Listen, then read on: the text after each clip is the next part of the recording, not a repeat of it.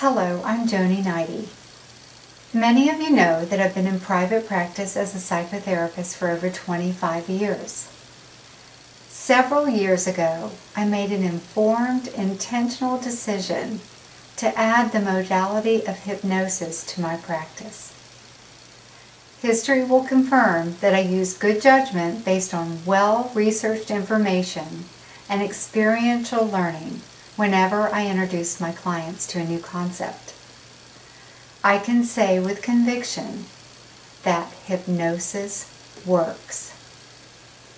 So I'd like to take a few minutes to explain to you what hypnosis is and help dispel any misconceptions you may or may not have about this powerful therapeutic tool. Hypnosis is a state of consciousness that we enter into naturally each and every day. It feels very similar to the way you feel when you're either daydreaming or driving. So what can you expect from being hypnotized? You can expect to be very relaxed and more open to suggestions. Your heart rate as well as your brainwave vibration rate slow down, giving you access to your subconscious mind. Please understand that your conscious mind is still completely aware of what is going on the whole time you're in this relaxed state of mind. But your subconscious mind simply has the ability to accept the suggestions for change that you indicated to the hypnotist that you wanted. The word trance often scares people, but it's actually natural for us to feel this unknowingly all the time. If you've ever watched a television program or a movie and became super absorbed in the program, that is what trance feels like. You get the same feeling when you're driving and thinking about something else and you miss your exit. Now, let's talk about what hypnosis is not and why some people might be afraid of using hypnosis or self-hypnosis. Hypnosis is not sleep.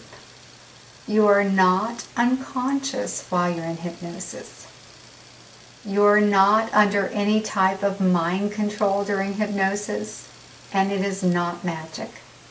In fact, it's a heightened state of awareness, and you're able to respond to requests during hypnosis, such as giving a signal if you're asked to understand something, or a verbal answer. An important thing to know is that in order to be hypnotized, you must want to be hypnotized. You cannot be hypnotized against your will, nor can you be forced to do something you do not want to do. When clients come to see me for hypnosis, they decide what life changes they want to make.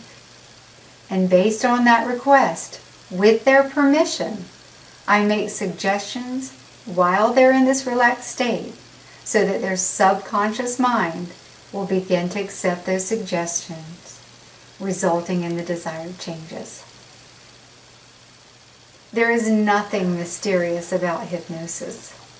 Under hypnosis, to produce faster and more permanent changes makes perfect sense. The conscious mind accounts for 5 to 10% of our mind.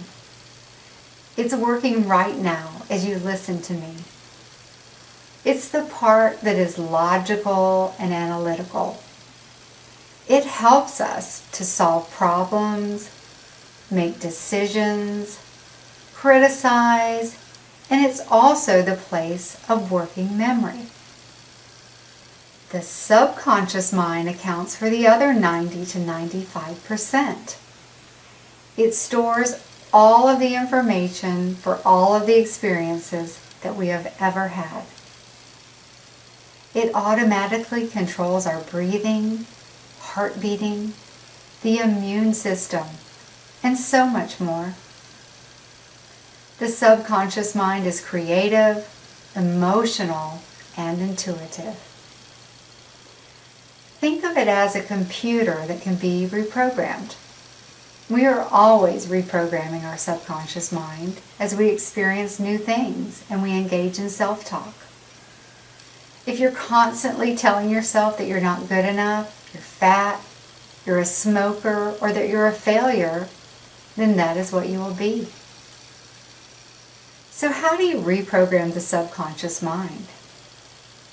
How do I help you get the suggestions that you are good enough, that you're healthy, that you are not a smoker, and that you're a success into your subconscious mind? Well, there's a part of your conscious mind called the critical factor. It's kind of like a headband between the conscious mind and the subconscious mind. This part of the conscious mind has the power to accept or reject suggestions from getting into the subconscious mind. So the best way to bypass the critical factor is through the use of hypnosis. When I hypnotize someone and I use induction to help them relax, the critical factor simply goes to sleep. The conscious mind is still awake, but now the subconscious mind is receptive to the suggestions we agreed upon in order to help you make the lasting changes. Fortunately, new research in neuroscience confirms that the brain is malleable and capable of changing even the most ingrained patterns. That means that as a hypnotist, I can help you rewire your brain to interrupt and change patterns that have previously led you to have unwanted behavior and thoughts, leading to things like general anxiety, smoking, overeating, sports performance problems, pain control, test anxiety, fear of flying, and much more. My goal for this talk is to provide you with a better understanding of what hypnosis is and what it can do for you. It is a tool that anyone can use, and it's important that it's accurately understood. It is my hope that when you're ready to eliminate bad habits, learn to manage stress, or overcome whatever it is that you want to change, that you will consider using hypnosis and self-hypnosis. If you have any other questions about hypnosis or you're interested in scheduling a session, please contact me at my website www.aim-for-success.com or visit my Facebook page at AIM for Success. You can also contact me at Joni90hypnosis.com. Thank you, and I hope to hear from you soon.